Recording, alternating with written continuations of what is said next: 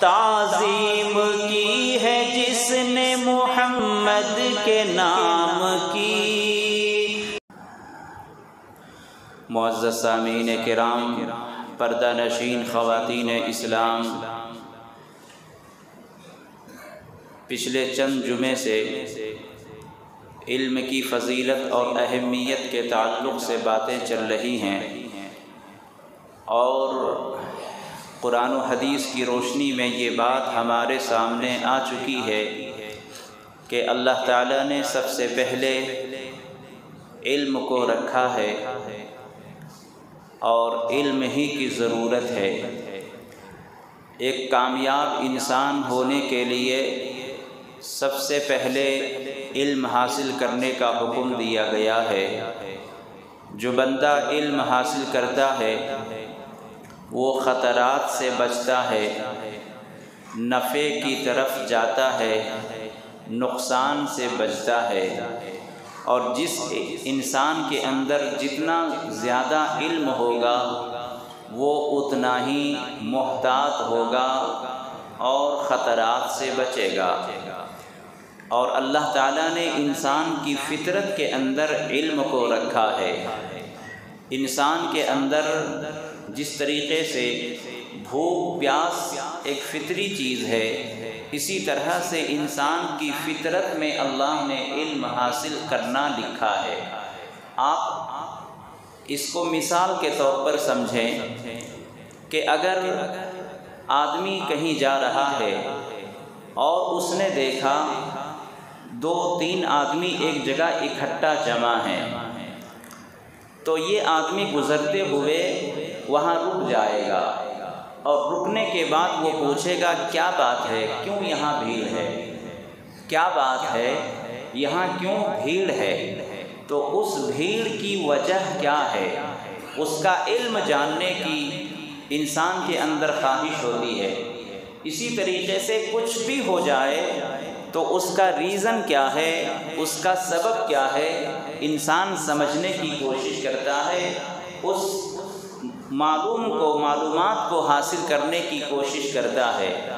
اسی طریقے سے ہر چیز کے اندر انسان چاہے دنیا اور دین دونوں چیزوں کے بارے میں انسان اگر کسی چیز کو حاصل کرنا چاہتا ہے تو سمجھتا ہے کہ اس کا یہ فائدہ ہے، اور جب تک اس کا کوئی فائدہ معلوم نہیں ہو جاتا انسان اس کے اندر رغبت نہیں حاصل کرتا، اس میں رغبت پیدا نہیں کرتا، شوق پیدا نہیں کرتا۔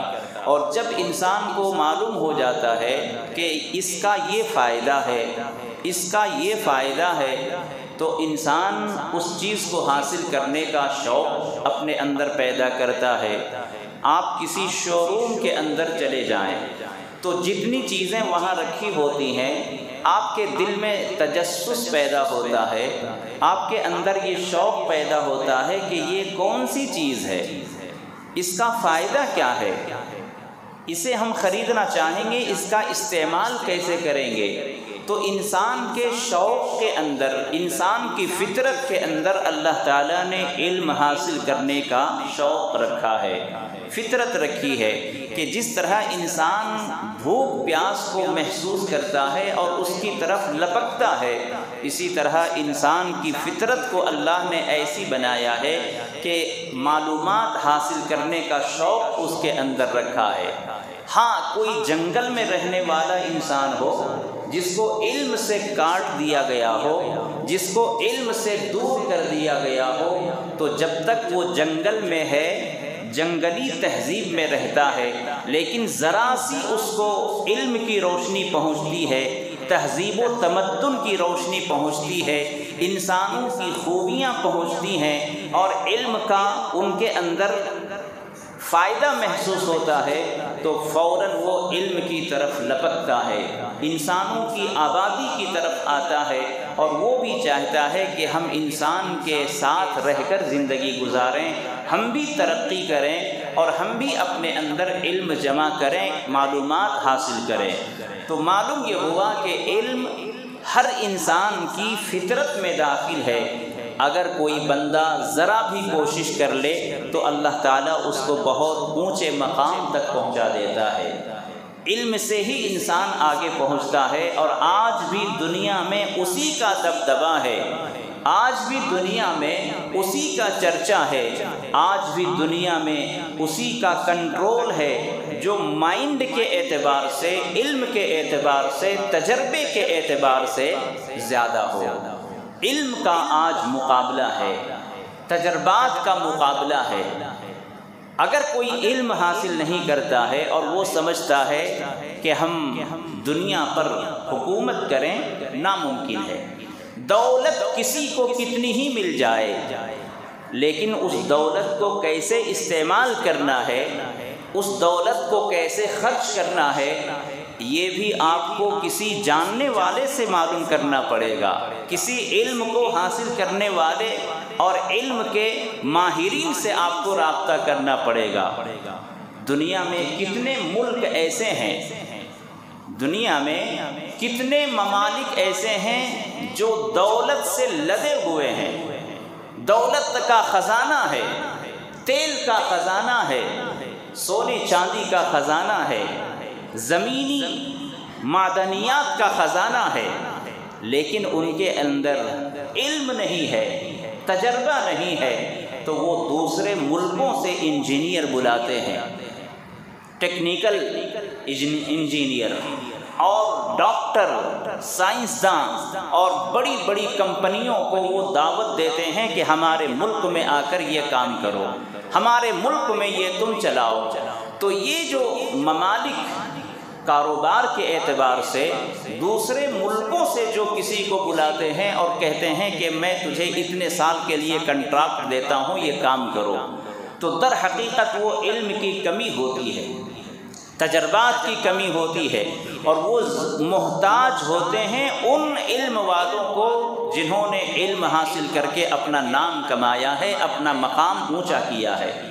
تو دولت ہونے کے باوجود اگر علم نہیں ہے، سائنس و ٹیکنالوجی نہیں ہے، تجربات نہیں ہے، اپنی ذہنی اختراع نہیں ہے، قوت ارادی نہیں ہے، تو دولت کے باوجود ہم دوسروں کے محتاج ہو جائیں گے، دوسروں کے نقش قدم پر چلنا پڑے گا، دوسروں کے اشارے پر ہمیں ناچنا پڑے گا۔ اور اگر ہمارے اندر علم ہے تو ہم دنیا میں مقام حاصل کر سکتے ہیں، ہم دوسروں کو اپنی انگلیوں پر نچا سکتے ہیں۔ تو اس لیے اللہ تبارک و تعالیٰ نے سب سے پہلے جس چیز کی ضرورت تھی، اللہ نے قرآن کریم میں اسی کا حکم دیا ہے، اقرأ بسم ربک الذی خلق۔ کاش انسان اس حقیقت کو سمجھ لے، کاش انسان اس راز کو سمجھ لے کہ ساری ترقی کا راز اقرأ بسم ربک الذی خلق ہے، اور اس اقرأ بسم ربک الذی خلق میں صرف قرآن کی تعلیم نہیں ہے۔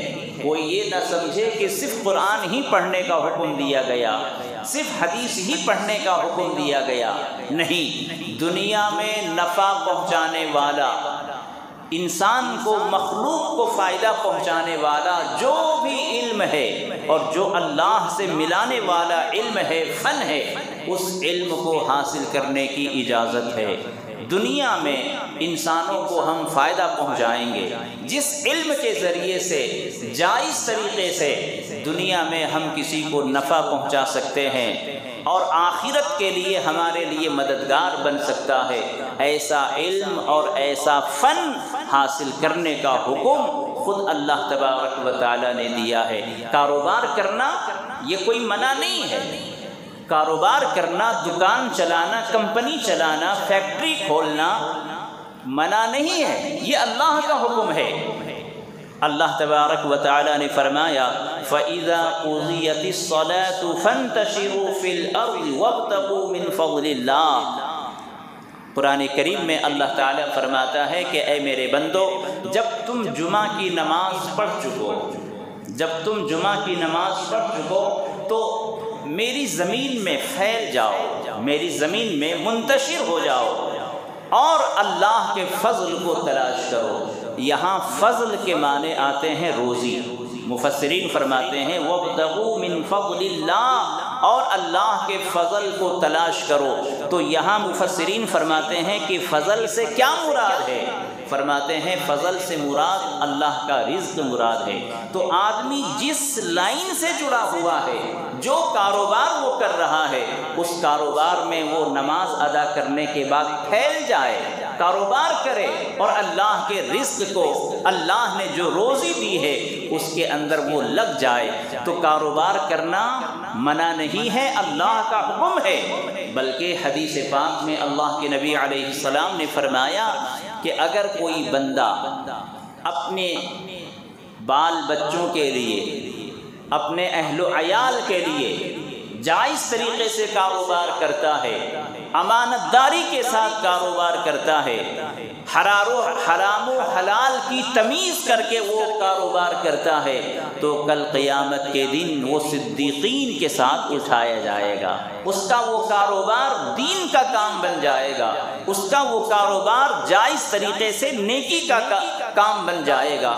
تو حدیث پاک میں کاروبار کرنا منع نہیں ہے، تو کاروبار کرنے کے لیے بھی تو علم کی ضرورت ہے۔ جو علم کسی بھی اعتبار سے ہم نفع پہنچانے کے لیے، نفع حاصل کرنے کے لیے حاصل کرتے ہیں، اس علم کا حاصل کرنا منع نہیں ہے۔ کاروبار حاصل کرنے کے لیے میتھس کا جاننا ضروری ہے، حساب کتاب کا جاننا ضروری ہے، ڈاکٹری کے لیے آپ کو سائنس کا جاننا ضروری ہے، میڈیکل لائن سے جو چیز کی ضرورت پڑے گی اس کا جاننا ضروری ہے۔ تو علم کے بڑے درجے ہیں۔ آدمی دنیا کی جس لائن میں جڑا ہوگا، اگر اس کی نیت صحیح ہے، مخلوق کو فائدہ پہنچانے کا ارادہ ہے، امانت داری کا ارادہ ہے، اللہ کی محبت کا ارادہ ہے، اللہ کی قربت کا ارادہ ہے، تو وہ علم اس کے لیے نافع ہے، نفع بخش ہے، اور کل قیامت کے دن اللہ تعالیٰ اسی علم کے ذریعے سے اس کے جنت میں داخلے کا سبب بنائے گا۔ تو میرے دوستو، جس لائن سے آپ جڑے ہوئے ہیں اس سے تعلق جو بھی علم ہوگا وہ آپ حاصل کر سکتے ہیں، اور اللہ تبارک و تعالیٰ اس کو حکم دیتا ہے، منع نہیں کرتا۔ تو معلوم یہ ہوا کہ جس لائن سے آپ جڑے ہوئے ہوں اس لائن کا علم حاصل کرنا یہ اللہ کا حکم ہے۔ صرف قرآن اور حدیث کے علم سے ہم دنیا اور آخرت میں کامیابی نہیں حاصل کر سکتے۔ اللہ تعالیٰ نے تمام علوم و فنون کو حاصل کر کے ہمیں جینے کا حکم دیا ہے، ایک دوسرے کے حقوق کو ادا کرنے کا حکم دیا ہے، لیکن ایسا نہیں ہوگا کہ اگر کوئی صرف دنیا کا علم حاصل کرے اور وہ کامیاب ہو جائے۔ دین کا علم حاصل کرنا اس کے لیے ضروری ہوگا، اس کے ساتھ ساتھ وہ دنیا کے علوم و فنون کو بھی حاصل کرے۔ دنیا میں جینے کے لیے دنیاوی علوم فنون کا حاصل کرنا ضروری ہے۔ اللہ کے رسول صلی اللہ علیہ وسلم نے اپنے زمانے مبارک میں کئی صحابہ کرام تھے جن کو آپ نے مختلف زبانوں کو حاصل کرنے کا حکم دیا تھا، قرآن حدیث جانتے تھے، اس کے باوجود آپ نے مختلف ملکوں کے بادشاہوں کو خط اور لیٹر لکھنے کے لیے اس علم کو حاصل کرنے کا حکم دیا تھا۔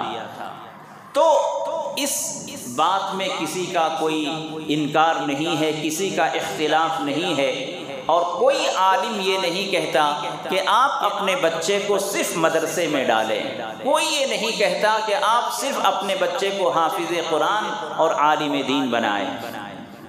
ہاں، سارے علماء یہ کہتے ہیں کہ آپ اگر اپنے ایک بچے کو حافظ قرآن بناتے ہیں تو اگر اللہ نے دوسرا بیٹا دیا ہو تو آپ ان کو ڈاکٹری بھی پڑھائیں، وکالت بھی کرائیں، انجینئر بھی بنائیں، تاکہ دونوں اعتبار سے آپ کے بچے قوم کی خدمت کر سکیں، دین کی خدمت کر سکیں۔ تو میرے دوستو، یہ زمانہ علم کا زمانہ ہے۔ جو جتنا علم میں اونچا مقام حاصل کرے گا، دنیا اس کی نوکرانی بنے گی اور دنیا اس کے پیچھے پیچھے گھومے گی۔ تو اس لیے ہمیں علم کے خزانے پر قبضہ کرنا ہے۔ علم میں ہر گھر کے اندر ایک نہ ایک بچے کو آگے بڑھانا ہے، جب جا کر ہم دنیا میں عزت کی زندگی گزار سکتے ہیں۔ علم نہیں ہوگا، دولت ہوگی تب بھی ہم دوسرے کے محتاج ہوں گے۔ علم نہیں ہوگا، دل کے اندر طاقت نہیں ہوگی، قوت نہیں ہوگی، فیصلہ کرنے کی جرأت نہیں ہوگی۔ ایک عام آدمی جو پڑھا لکھا ہے، غریب ہے لیکن پڑھا لکھا ہے، وہ پرائم منسٹر سے بات کر سکتا ہے، سینہ کھول کر ان کے سامنے ڈنکے کی چوٹ پر بات کر سکتا ہے۔ قانون کا جو جانکار ہوتا ہے وہ بڑے سے بڑے آفیسر کے سامنے ڈانٹ کر بات کرتا ہے، قانون کی زبان میں بات کرتا ہے۔ بڑے سے بڑے پاورفل آدمی کے سامنے وہ قانون کے اعتبار سے قانون کی زبانی میں بات کرتا ہے، اور وہ آدمی جو رشوت دے کر ڈگریاں تو حاصل کر لیا، وہ سر جھکائے اس کے سامنے بیٹھتا ہے۔ تو اس لیے میرے دوستو اپنے بچوں کو علم سے آراستہ کریں۔ ساری بیماریوں کا علاج علم میں اونچا مقام حاصل کرنا ہے، ساری پریشانیوں کا علاج علم کے اندر اپنے اندر مقام حاصل کرنا ہے۔ علم حاصل کریں گے اللہ تعالیٰ اس سے راستے کھولے گا۔ اس لیے قرآن، حدیث، فقہ ہمارے اکابرین نے پچھلے زمانوں میں علم حاصل کرنے کے لیے بہت لمبا سفر کرنا پڑتا تھا، مشقتیں برداشت کرنی پڑتی تھیں، اور مہینوں مہینوں کا سفر کر کے وہاں علم حاصل کرتے تھے۔ اس کے بعد وہ علم حاصل کر کے اپنے اپنے مقام پر جا کر اپنے شاگردوں کو جا کر علم پہنچاتے تھے۔ اتنی قربانیوں کے ساتھ، اتنی قربانیوں کے بعد یہ علم ہم تک پہنچا ہے۔ میرے دوستو یہ ایک خزانہ ہے، اسلام کا خزانہ، ایمان کا خزانہ۔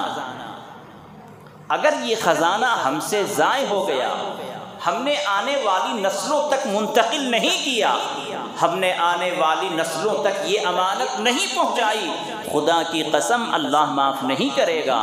یہ اللہ کے رسول صلی اللہ علیہ وسلم سے وراثت چلی آ رہی ہے، اس وراثت کو آنے والی نسلوں تک پہنچانا ہر فرد کی ذمہ داری ہے۔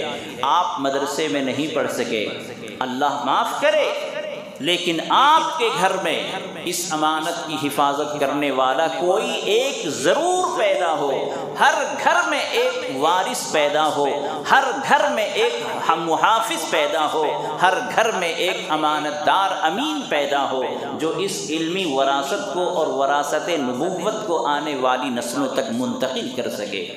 اگر آپ غفلت میں ہیں، اس پر آپ اپنی تمنا اور شوق اظہار نہیں کرتے، یہ آپ کی بہت بڑی گستاخی ہوگی، بہت بڑی نافرمانی ہوگی۔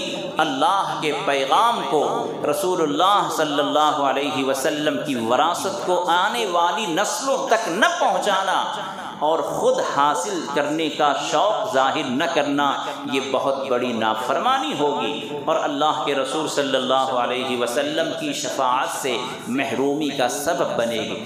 اس لیے علمی وراثت کی حفاظت ہم سب کی ذمہ داری ہے، مساجد کی حفاظت ہم سب کی ذمہ داری ہے، مدارس کی حفاظت اور دینی اداروں کی حفاظت مسلمانوں میں ہر فرد کی ذمہ داری ہے۔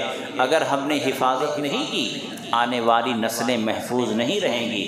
اگر ہم نے ان کے ایمان کے لیے حفاظت کا سامان نہیں کیا، انتظام نہیں کیا، علمی اداروں کی، تعلیمی اداروں کی حفاظت نہیں کی، میرے دوستو ہم سے بڑا گستاخ اور ہم سے بڑا ناقدرہ انسان اس دنیا میں نہیں آئے گا۔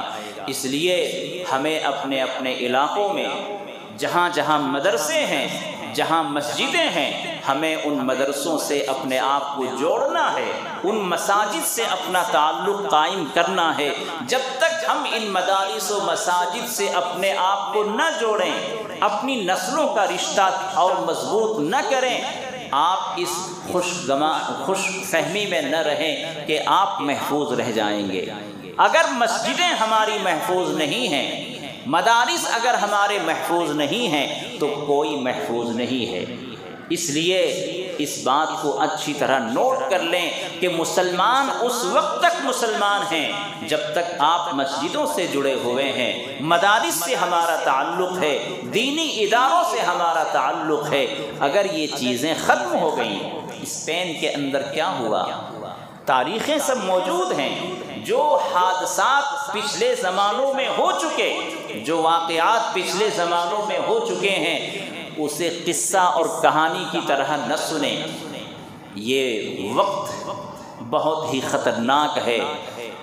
جب انسان پچھلے زمانوں کے واقعات سے سبق حاصل نہیں کرتا، جب انسان اپنی ماضی سے، گزرے ہوئے زمانے سے عبرت حاصل نہیں کرتا، تو یہ وقت دوبارہ واپس آتا ہے اور جو گزرا ہوا واقعہ ہے، جو ماضی میں حالات آئے ہیں، انہی حالات کو نگاہوں کے سامنے کرتا ہے، تاکہ اے غافل انسان، تو نے سبق حاصل نہیں کیا، اب اپنی نگاہوں کے سامنے اس منظر کو دیکھ لے۔ تو میرے دوستو، ہم اپنے ساتھ بیتنے کے واقعات کو دیکھنے کے منتظر نہ رہیں کہ جو حالات پچھلے زمانوں میں آ چکے ہیں ہم ان کو اپنی نگاہوں سے دیکھنا چاہیں۔ ایسا اپنے اندر ہرگز رویہ پیدا نہ ہونے دیں۔ ہم اپنے مستقبل کو، ہم اپنے فیوچر کو روشن بنانے کے لیے، تابناک بنانے کے لیے، اپنی نسلوں کے ایمان و یقین کو بچانے کے لیے جہاں تک ہماری کوشش ہو سکتی ہے ہم کوشش کریں گے، ان کے لیے انتظام کریں گے۔ میرے دوستو، ایک نو مسلم جو ابھی چند دن پہلے اسلام کو قبول کرے، ہم مسلمانوں میں اتنا جذبہ ہے کہ اگر ہم یہ اعلان کر دیں کہ بھائی یہ نو مسلم ہیں، انہوں نے چند دن پہلے اسلام قبول کیا ہے، گھر نہیں ہے، اپنے خاندان سے کٹ گیا ہے، آپ ان کی مدد کریں، میں سمجھتا ہوں کہ شاید ہی کوئی ایسا ہوگا مسجد میں جو ان کا تعاون نہ کرے۔ ہر کوئی اس کا تعاون کرے گا، ہر کوئی اس کی مدد کرے گا، چونکہ نو مسلم ہے، ابھی ابھی وہ اسلام میں داخل ہوا ہے۔ میرے دوستو، ایک نو مسلم کی مدد ہم اپنے لیے فرض سمجھتے ہیں، ایک نو مسلم کی مدد کرنا ہم اپنی انسانی فریضہ سمجھتے ہیں، اپنی ذمہ داری سمجھتے ہیں۔ لیکن کیا یہ ہماری ذمہ داری نہیں کہ ایک مسلمان کے ایمان و یقین کی حفاظت کے لیے ہم اٹھ کھڑے ہوں؟ ایک نو مسلم کے ایمان و یقین کے لیے ہم تو مدد کے لیے سب تیار ہوتے ہیں، لیکن جو پیدائشی مسلمان ہے وہ بھی تو اسلام سے نکل سکتا ہے، وہ بھی تو اسلام سے انکار کر سکتا ہے۔ غربت و افلاس کی وجہ سے، چند پریشانیوں کی وجہ سے اگر وہ اسلام سے نکل گیا، ہمارا پورا سماج ذمہ دار ہوگا، ہمارا پورا مسلم معاشرہ ذمہ دار ہوگا۔ اس لیے جس طریقے سے ہمیں کسی کے سہارے کو دینا، کسی نو مسلم کو اٹھانا، وہ اگر ہماری ذمہ داری ہے تو کسی مسلمان کے ایمان کو بچانے کی وہ بھی ہماری سب کی ذمہ داری ہے۔ اس لیے آنے والی نسلوں کے لیے ایمان و یقین کی حفاظت کے لیے ہم تعلیمی اداروں کو مضبوط کریں۔ ہمارا ایمان کیسے بچے گا؟ تعلیمی ادارے جب بچیں گے۔ ہمارا ایمان کیسے محفوظ رہے گا؟ جب مسجدیں ہماری محفوظ رہیں گی۔ تو دو چیزیں ہیں، مسجد و مدارس اور تعلیمی ادارے، یہ محفوظ رہنے کے لیے، یہ باقی رہنے کے لیے ہم سب کا تعلق اس سے جڑنا ضروری ہے، ہم سب کا تعلق اس سے مضبوط رہنا ضروری ہے۔ اور یہ آپ نہ سوچیں کہ اتنے سارے لوگ ہیں، اگر ہم مدرسے سے یا مسجد سے نہ جڑے تو کیا نقصان ہوتا ہے؟ یہ نہ سوچیں میرے دوستو، نقصان جب آئے گا اس کا اثر سب پر پہنچے گا۔ نقصان جب آئے گا، جب آندھی چلے گی تو ہر ایک کے گھر میں وہ دھواں، وہ طوفان اور وہ دھول اور پہاڑوں سے پتھر اور جو بھی اس کا نقصان ہو سکتا ہے وہ سب کے گھر میں پہنچنا ہے۔ اس لیے یہ کوئی نہ سوچے کہ اگر ہم مسجد مدرسے سے نہیں جڑے تو کیا نقصان ہوتا ہے۔ اس کا نقصان آپ اپنی آنکھوں سے دیکھیں گے، اور شروع ہو چکا ہے، نقصان ہونا شروع ہو چکا ہے۔ اس لیے ابھی بھی وقت ہے کہ ہم اپنی آنکھیں کھولیں۔ ہمارے دشمن کہاں تک پہنچ چکے ہیں؟ ہمارے دشمن ہماری مسجدوں کے دروازے تک پہنچ چکے ہیں، اور ہم جہاں تھے وہی ہیں۔ اتنے حالات آنے کے باوجود اتنی مصیبتوں کے باوجود اگر ہماری آنکھیں نہ کھلیں، اگر ہم نیند سے بیدار نہ ہوئے، تو یقین جانیے کہ پھر اللہ کا عذاب آنا ہی ہے، اللہ کا عذاب آ کر رہے گا، اللہ کی طرف سے گرفتاری ہو کر رہے گی۔ جو اس قدر غفلت کا شکار ہو اسے انسان نہیں جگا سکتا، وہ اللہ کا عذاب ہی جگائے گا۔ اس لیے اپنے آپ کو غفلت سے بیدار کریں، نیند اپنی آنکھیں کھولیں اور اپنے اندر سے بے حسی کو دور کریں، محنت کریں، اسلام کے لیے اپنے آپ کو تیار کریں، اسلامی احکامات پر عمل کریں، اپنے معمولات کو، اپنے معاملات کو اور دنیا کے جس لائن سے آپ جڑے ہوئے ہوں اس کو اسلامی سانچے میں ڈھالنے کی کوشش کریں۔ آج ہمارے خلاف پوری دنیا ہو رہی ہے، آج اسلام کے خلاف پوری دنیا بغاوت پہ اتر آئی ہے اور اسلام اور مسلمانوں کو نیچا دکھانے کی کوششیں کر رہے ہیں۔ لیکن میرے دوستو، ہم یہ ایک ہی بات کہتے ہیں کہ اگر ہم نے صحیح طور پر اسلام پر عمل کر لیا نا، وہ شرم کے مارے چلو بھر پانی میں ڈوب کر مریں گے کہ ہم تو اسلام کو بدنام کرتے ہیں لیکن یہ تو اتنے اچھے ہیں۔ اگر ہم نے اسلام پر عمل کر لیا، ہماری چند حرکتیں ایسی ہیں جس کی وجہ سے ہمیں بدنام کیا جاتا ہے، چند لوگوں کی وجہ سے ہمیں بدنام کیا جاتا ہے، اور آپ یقین جانیں کہ ملک میں یا پوری دنیا میں جو بھی حالات ہیں وہ بلا وجہ نہیں ہیں۔ آپ یہ نہ سوچیں کہ ہمیں خواہ بدنام کیا جاتا ہے، کوئی نہ کوئی ہے وہاں ریزن، کوئی نہ کوئی ہے وہاں ہمارا منافق جو اسلام کے لباس میں آ کر اسلام کو نقصان پہنچاتا ہے، مسلمانوں کو نقصان پہنچاتا ہے۔ اسلام کو کبھی بھی اپنے لوگوں سے نقصان پہنچا، اور اپنا کون ہے؟ وہ جو منافق ہے، مسلمانوں جیسا نام ہے، مسلمانوں جیسا لباس ہے، لیکن اس کے دل میں کفر چھپا ہوا ہے، اس کے دل میں نفاق چھپا ہوا ہے، اور یہ منافق بہت بدترین انسان ہوتا ہے۔ انسانوں میں سب سے بدترین انسان منافق۔ اسی لیے اللہ تبارک و تعالی نے 5ویں پارے کے آخری صفحے میں ان المنافقین فی الدرک الاسفل من النار، اللہ تعالیٰ نے فرمایا کہ جہنم میں منافقین کو سب سے نیچے والے درجے میں رکھا جائے گا، منافقین سب سے نیچے والے درجے میں، یعنی جہنم کی جو آگ بالکل ہر وقت گرم رہے گی وہ نیچے والے درجے میں، ایک تو آگ کے تہ میں ہوگی، آگ کی تہ، اور وہ دوسرا آگ کی جو شدت ہوگی وہ نیچے زیادہ ہوتی ہے۔ تو اللہ تبارک و تعالیٰ نے فرمایا کہ ان منافقین کا درجہ جہنم میں بالکل نیچے درجے میں ہوگا۔ اتنا اللہ کا غضب ہے منافقین کے بارے میں۔ ان المنافقین فی الدرک الاسفل من النار، جہنم میں سب سے نیچے والے درجے میں یہ منافقین ہوں گے۔ اسی لیے حضرت عمر فاروق رضی اللہ عنہ بہت پریشان رہتے تھے کہ پتہ نہیں قیامت میں ہمارا نام کن لوگوں میں شامل ہوگا۔ حضرت حذیفہ ابن الیمان رضی اللہ عنہ ایک صحابی ہیں، اللہ کے رسول صلی اللہ علیہ وسلم نے چند منافقوں کے نام ان کو بتا دیے تھے کہ اے حذیفہ، یہ آدمی منافق ہے، یہ منافق ہے، یہ منافق ہے، یہ منافق ہے، لیکن حضرت حذیفہ سے فرمایا تھا کہ یہ کسی سے کہنا نہیں۔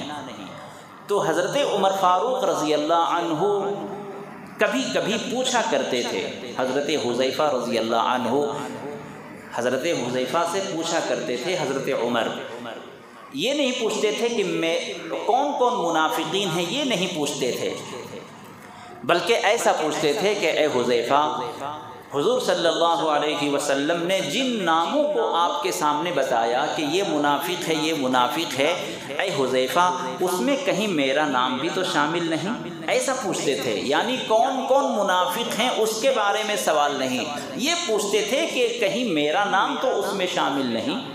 اسی طریقے سے حضرت حذیفہ رضی اللہ عنہ جب جنازے میں شامل ہوتے تو حضرت عمر فاروق رضی اللہ عنہ دیکھا کرتے تھے کہ اگر کسی کے جنازے میں حضرت حذیفہ شامل ہیں اس کا مطلب ہے کہ وہ مومن ہے۔ اور کسی کے جنازے میں اگر حذیفہ رضی اللہ عنہ شامل نہیں ہوتے تو ڈر ہوتا تھا کہ کہیں وہ منافق تو نہیں مرا ہے جس کے جنازے میں وہ شامل نہیں ہے۔ منافقین کے سائے سے بھی حضرت حذیفہ رضی اللہ عنہ محتاط رہا کرتے تھے۔ صحابہ کرام ڈرا کرتے تھے کہ کہیں منافقین میں میرا تو نام نہیں آ گیا۔ تو آج منافقین کی تعداد ایک دو نہیں، ہزاروں ہیں جو اسلام کو نقصان پہنچاتے ہیں، جو اسلام کو نقصان پہنچانے والے ہیں۔ اس لیے اپنے آپ کو سچا مسلمان بنائیں، منافق نہ بنائیں۔ منافق اس کو کہتے ہیں جو اپنے اندر، دل کے اندر اسلام کے خلاف چھپائے ہوئے ہو، اسلام کے خلاف نفرت چھپائے ہوئے ہو، اسلام اور مسلمانوں کے خلاف حسد کو جنم دیتا ہو، علماء سے جلتا ہو، اسلامی احکامات سے جلتا ہو، تو ایسے لوگوں کو منافق کہتے ہیں۔ زبان پر اللہ کا نام ہے، زبان پر اسلام کا نام ہے، زبان پر قرآن ہے، لیکن دل کے اندر نفاق چھپا ہوا ہے، اسلام کو نقصان پہنچانے کا جذبہ ہے، مسلمانوں کو نقصان پہنچانے کا جذبہ ہے۔ تو ایسے لوگوں کو نہ اپنے آپ نہ اپنے ساتھ شامل کیا جائے، نہ ہم اپنے آپ کو ایسی صفات کا حامل بنائیں۔ ایسی رذائل اور ایسی بری صفتیں ہمارے اندر، دل کے اندر پنپنے نہ پائے کہ ہم اسلام کو کسی بھی طرح سے نقصان پہنچائیں، ہماری نقل و حرکت سے اسلام کو نقصان نہ پہنچے۔ یہ جذبہ ہمارے اندر ہونا چاہیے۔ بہرحال میرے دوستو، اسلام کا پہلا حکم تعلیم حاصل کرنا ہے۔ تعلیم حاصل کریں، دنیا کا بھی علم حاصل کریں، آخرت کا اور دین کا بھی علم حاصل کریں، اور دین کا علم حاصل کرنا انتہائی ضروری ہے۔ آنے والے زمانے میں نہ معلوم کیا ہوگا ہمارے ساتھ، ملک کس رخ کی طرف جا رہا ہے، ملک میں کون سا ماحول پیدا ہونے والا ہے۔ ہم اپنے ایمان کی حفاظت کر سکتے ہیں، آنے والی نسلوں کے ایمان کا کیا ہوگا، یہ سب ہمیں سوچنا ہے، یہ سب ہمیں فیصلہ کرنا ہے اور ہمیں انتظام کرنا ہے۔ اس لیے ہر گھر کا بچہ مدرسے سے جڑ جائے، ہر گھر کے بچے کو مکتب سے جوڑ دیں۔ جب ہم کسی بچے کو مکتب سے جوڑ دیں گے، انشاءاللہ اس کے ایمان و یقین کی حفاظت کا ایک انتظام ہوگا۔ بچپن میں مدرسے سے جوڑ دیں، جب اور ذرا بڑا ہوگا دعوت و تبلیغ سے جوڑ دیں۔ اس طریقے سے انشاءاللہ اس کی گاڑی چلتی رہے گی اور آندھیاں اس کا کوئی نقصان نہیں پہنچائے گی، طوفان بھی چلتا رہے گا، انشاءاللہ ہمارا سفر بھی جاری رہے گا۔